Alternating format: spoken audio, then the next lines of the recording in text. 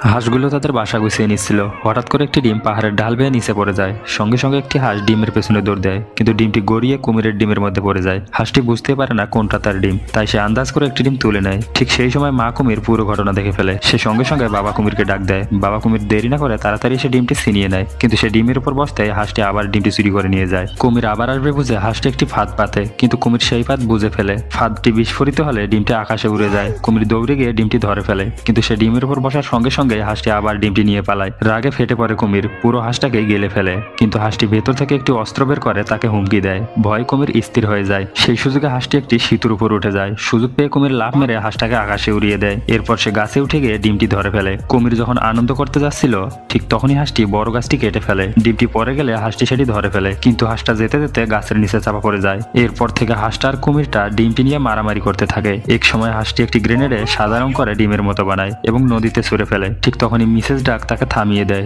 সঙ্গে সঙ্গে ডিম তা দিতে বলে। পরের মুহূর্তে গ্রেনেডটি বিস্ফোরিত হয়। মিসেস ডাক ভাবে হাঁসটি আবার দুষ্টুমি করছে এবং তাকে বাসা ছেড়ে না যেতে আদেশ দেয়। বাধ্য হয়ে হাঁসটি চুপচাপ বসে ডিম তা দেয়, কিন্তু ঠিক সেই মুহূর্তে কুমির তার পেছনে কামড় বসায়। এদিকে মা কুমির খুব চিন্তায় পড়ে যায়, কারণ তার নিজের ডিম থেকে একটি হাঁস ছানা ফুটে বেরিয়েছে।